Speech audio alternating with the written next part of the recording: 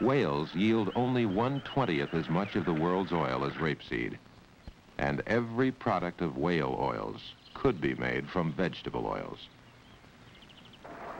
But we continue to kill so many whales that some people fear for their survival. The large whales are among the most elusive of animals. They have never been successful to have ever even seen the large whales alive, except in the course of killing them. Then, they are observed in flight, in panic, and in their death throes.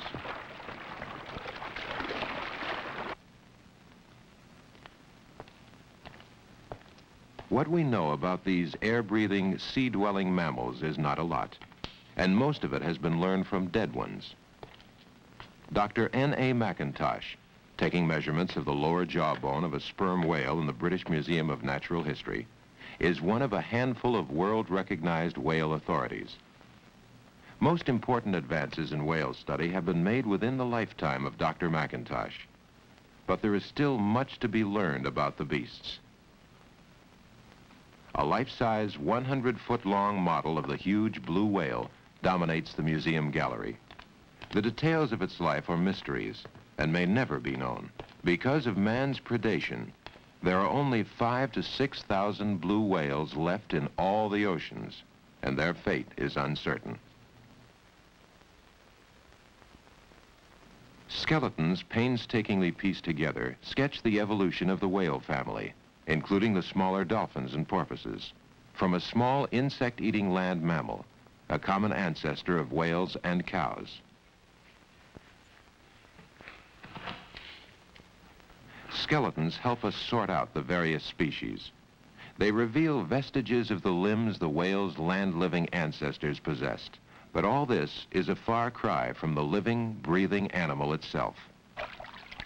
Scientists have only lately been able to study living whales in a small way. If a 25-foot killer whale that eats between 300 and 400 pounds of fish a day can be considered small. Though they bear live young and suckle them, like all other mammals, whales have made extreme adaptations to life in the sea. Some of these can be observed at California's SeaWorld. The killer whale can hold its breath for 17 minutes, yet its blowhole, seen here in slow motion, can open to allow the to exhale and inhale and close again, all in less than 3/10 of a second. Its eyes are similar to man's, but with a flatter cornea, they may function as well underwater as out of it. Various species have evolved highly complex hearing and signaling devices, some of which are now being studied.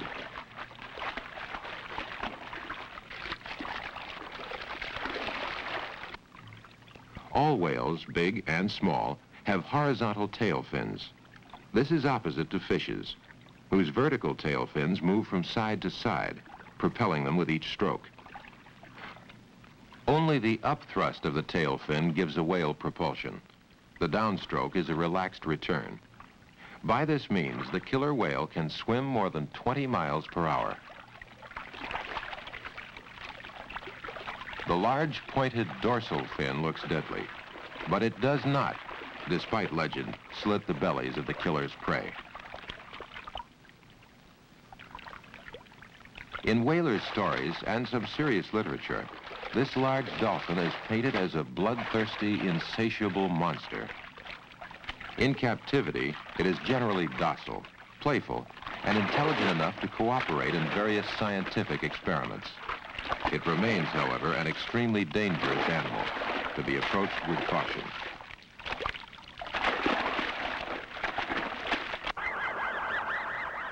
All whales seemed monsters once.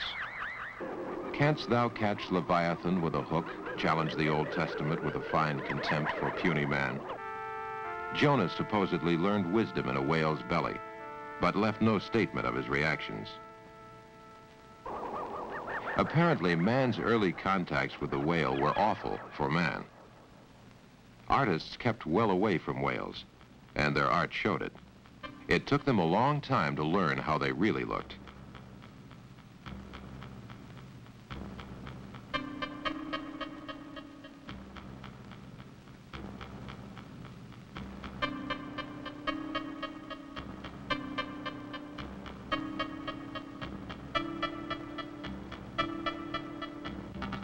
Gradually, whale portraits took a more realistic turn as men learned to hunt them successfully far from the European coast. It was the beginning of organized whaling, in which the animal is a cash crop harvested for profitable sale in a distant market. While commercial whalers overkilled a type of whale called the right whale and destroyed their own industry, primitive whaling, then and now, never threatened the survival of any species. Primitive whaling is linked to the immediate needs of small communities. Among the Eskimos of Point Barrow, Alaska, April is called the moon for the beginning of whaling.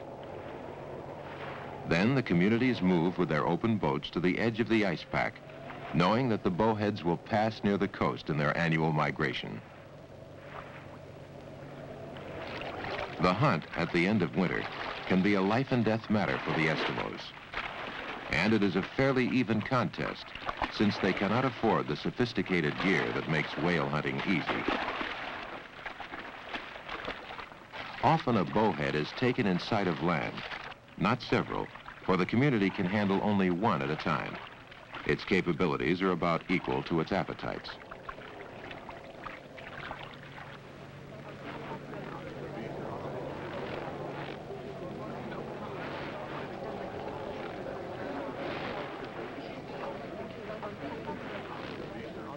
Their implements for flensing, or cutting up the animal, are similar to those one finds in museums of 18th and early 19th century whaling.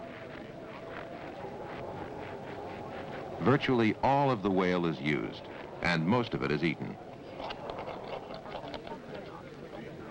Whale meat has earned no gourmet reputation among most of the nations, though many species are edible and a good source of protein. Eskimos know its value.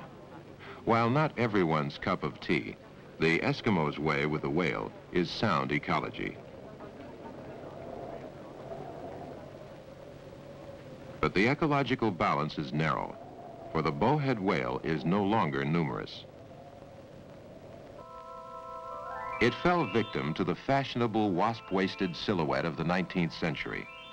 As the demand swelled for tight corsets of so-called whalebone, the price of baleen from the jaw of the bowhead whale skyrocketed. Just as hunters now bag the disappearing tiger for fur wraps, they slaughtered the bowhead for the hourglass figure. Then, whalebone corsets went out, and the market collapsed, luckily for the bowheads and the Eskimos. Not fashion, but international agreement stopped the slaughter of the California gray whale. Hunted along its eastern Pacific migratory route until there were just 1,000 or 2,000 left, the gray was put under protection in 1937 and is now shot only by cameramen. As a result, its numbers have grown to about 11,000. Naturalists now migrate to the gray whale's winter home and nursery in Lower California to observe the calves sporting with their mothers. The young, averaging 2,000 pounds at birth, represent so many potential barrels of oil from one viewpoint. From another, they are a near miracle of conservation. The gray is the only protected whale species so far to come back from the verge of extinction.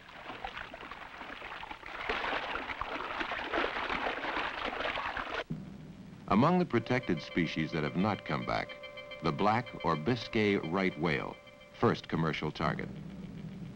The Greenland right, or bowhead, rare in the Atlantic, though surviving in the Pacific. And two 20th century victims, the slow-moving, melodious humpback and the enormous blue, overkilled by the early 1960s, despite solemn warnings from biologists all over the world. Flotillas went to the Antarctic, as to war, to kill the blues.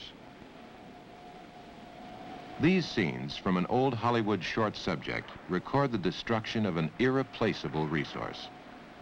The blue whale is the largest animal that ever lived, dwarfing even the hugest dinosaurs, an efficient food processor, converting its diet of tiny marine animals into its own 90-ton packages of protein-rich meat. But the blue whale was killed for its oil. In a single year, 3 million barrels from 29,400 animals.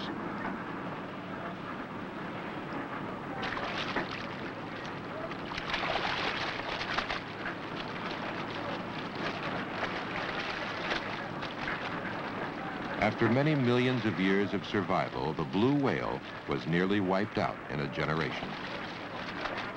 The International Whaling Commission, a body that exists supposedly to protect whales from overexploitation, acted too late.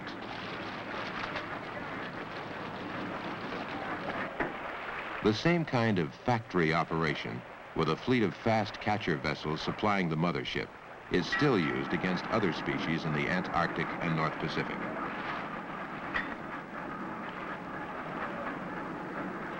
On the flensing deck of the factory ship, the camera recorded the scale of the beast compared to man. The huge jaw bristling with baleen, the thick, oil-rich blubber for which it died.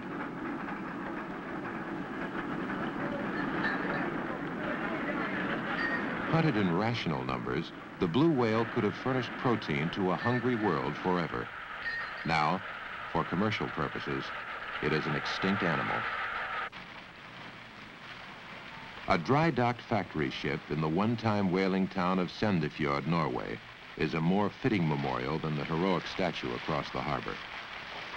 This was a whaling capital when Norway led the world in deep-sea whaling. Now, the largest whales are gone. More whales have to be killed for less oil, and it is hardly profitable. The Norwegians have almost dropped out, leaving the Russians and the Japanese. Whaling accounts often slight the Japanese, whose tradition is as old as the Western one. The Japanese have always used every possible part of the whale for every possible purpose, including human consumption. A modern poster shows some of the products they make from baleen whales, which are the edible ones. The gamut runs from bacon and margarine to corsets and shoehorns. The toothed whales yield even more industrial products. Small wonder the Japanese are reluctant to stop, so long as there are any whales worth catching. How long will that be? Scientists in several countries serve as advisors to the International Whaling Commission, which decides how many whales can be taken each year. Ironically, scientists are dependent for laboratory specimens and raw data on the whaling industry itself. London biologist Ray Gamble has the cooperation of a shore-based whaling station in Durban, South Africa. Here, whaling is a rational, efficient enterprise with little left to chance. The vessels operate as much as 180 miles offshore, and a large part of their catch is in sperm whales. Herds live in these waters the year around, but they are not easy to find. Spotter aircraft, flying up to 10 hours a day, are the extra eyes of the whaling fleet. What is the weather where you are now? Beside the pilot sits the spotter, an experienced whaler. A lot of 20th century technology is brought to bear. Automatic controls free the pilot for navigation. Cruising at 500 feet in good weather, the spotter can pick out a whale's spout 8 miles away. There is no shout of "thar she blows." He simply radios the nearest catcher. Once spotted, the sperm whale's only defense is escape, and the boats are faster. When the whales dive, sonar records the direction and depth of their soundings. The track angling to the right shows the path of the dive. The ship's movements are controlled by the sonar operator until she is right in among the whales. Now they are coming to the surface. The harpooner takes over.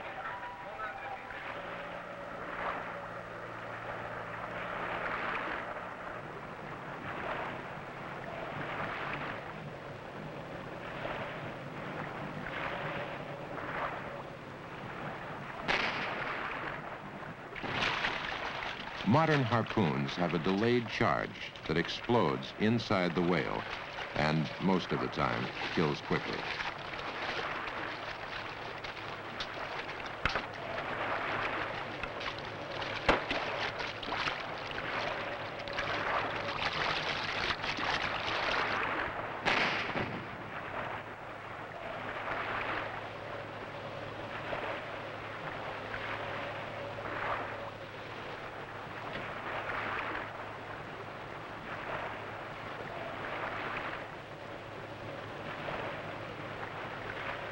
At present, as in the times of Moby Dick and the great Yankee fleet, sperm whales are the most hunted species.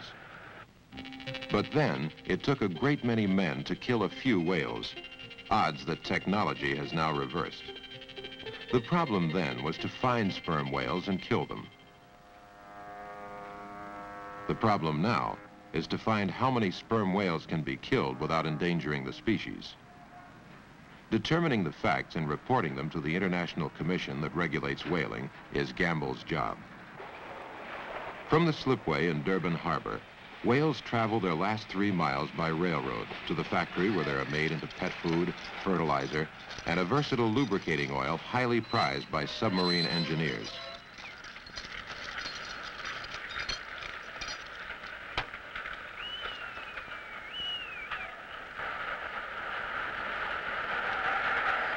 On the platform, the biologist must take his samples and his chances among the sharp flensing knives on the blood-slicked deck. Production doesn't slow down for science, although the ultimate fate of the sperm whale and of the industry depends on the accuracy of its findings. Gamble gets specimens from every whale during the half hour it takes to dismember it. Teeth are a prime target. Each sperm whale carries its life calendar there.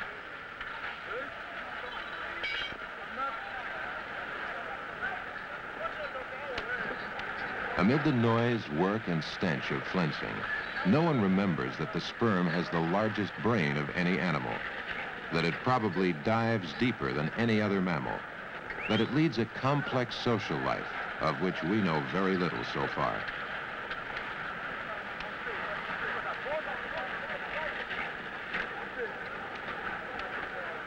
When a female has reached the right stage of dismemberment, Gamble cuts open and measures the mammary gland to determine whether it has recently suckled a calf. Raw material for the statistics of the reproductive cycle.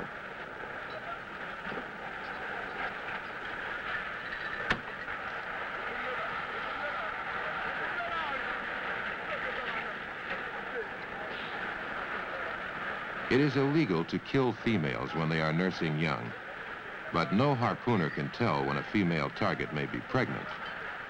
The discovery of fetuses is a fairly common occurrence. Sperm whales carry for 14.5 months. This fetus is 3 feet long and about 4 months old.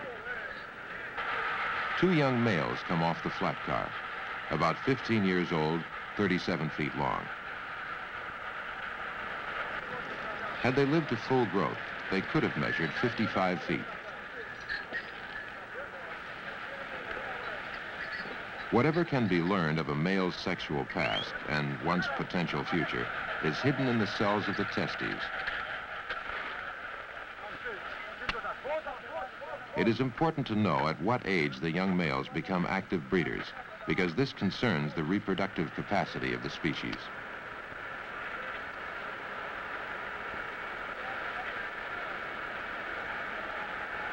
Gamble takes small samples, which are carefully identified and preserved for later analysis.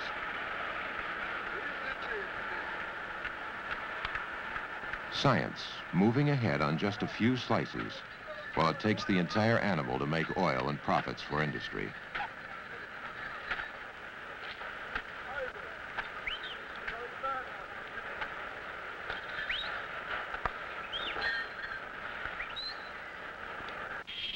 Specimens snatched from the butcher's block in Durban, shipped to London, end up in the modest laboratories of the Whale Research Unit. The best way to determine the age of a toothed whale is by its teeth. The sperm whale tooth is composed largely of dentine, laid down in alternating lighter and darker layers. These bands are a record of the whale's growth.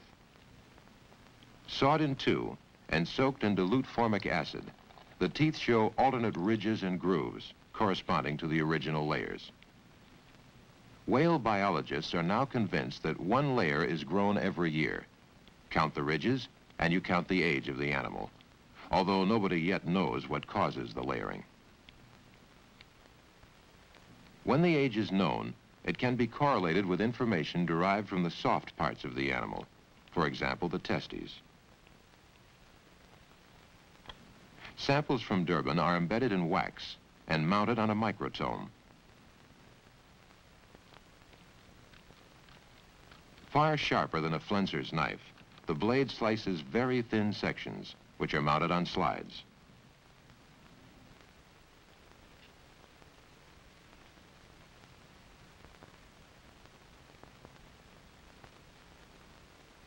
The slides are stained with various dyes to differentiate among the several kinds of cells present in the tissue, each of which may tell part of the story.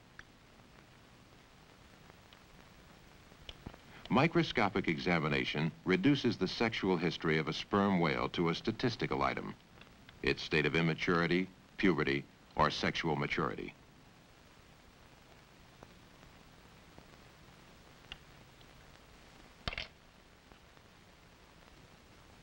In this instance, the whale was fully mature. The tubules are filled with cells that were actively dividing to produce spermatozoa.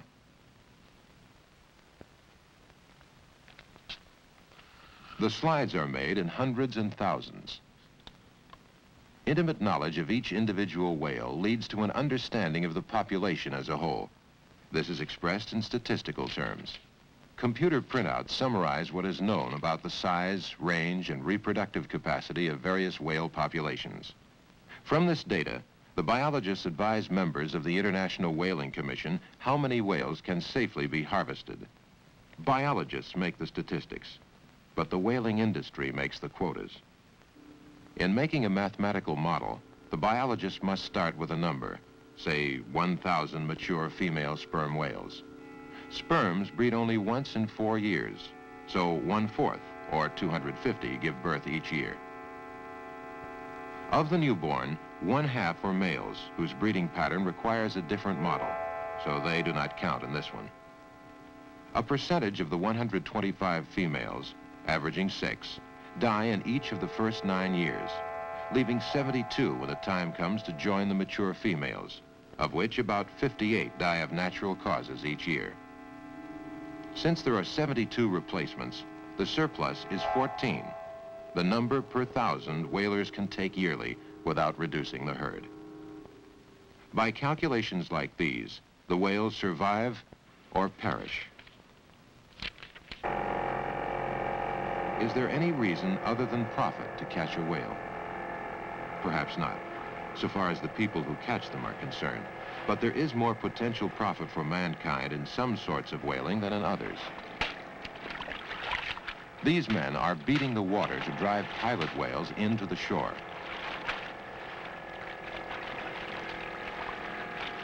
Pilot whales and some other small species, dolphins and porpoises, can sometimes be rounded up like cattle when the herds stray into the shallow waters of fjords and bays. Traditionally, this was the occasion for a mass slaughter. But fisherfolk have learned in recent years to take porpoises and dolphins alive. Their actual capture is easy. The small whales rarely show fight when cornered.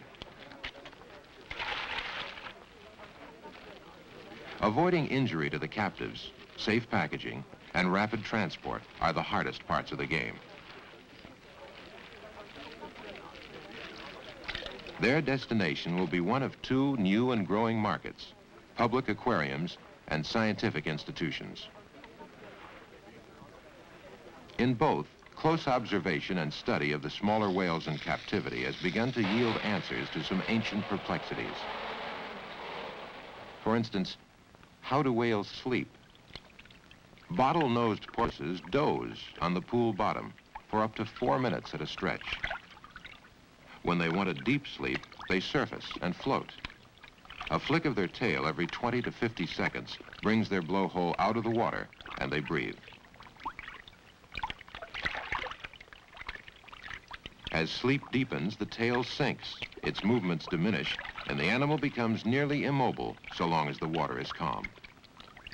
These observations were made recently by James McCormick at Princeton University. No one yet knows how porpoises sleep in rough, open water. Perhaps they do not sleep at all.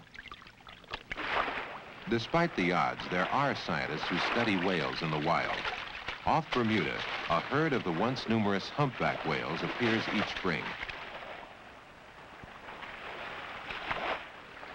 An acoustical biologist from Rockefeller University, Roger Payne, meets them there each year and lowers special underwater microphones to record their songs.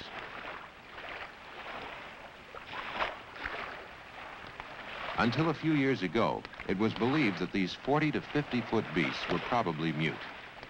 In fact, they make some of the most extraordinary sounds known in the animal kingdom, though no one yet knows why they sing or even how.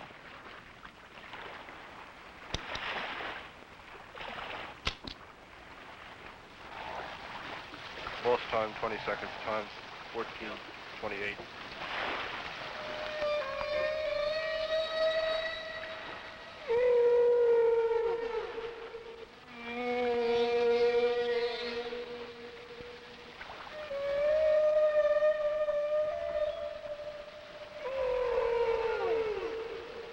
There is still much to be learned about whales, and perhaps even more to be learned from them, if they survive.